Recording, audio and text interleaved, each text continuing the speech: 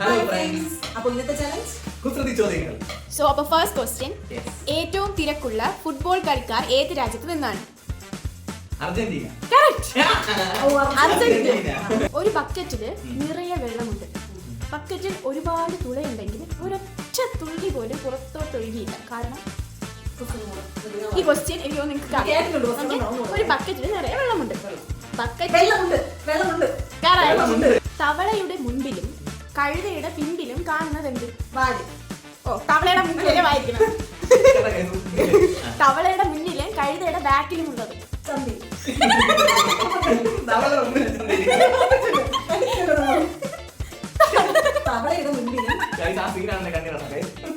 തവളയുടെ മുന്നിലും കഴുതയുടെ ബാക്കിലും ഉള്ളത് എന്ത്? ജസ്റ്റ് കുസൃതി ചോദ്യമായിട്ട് തവള കഴുത.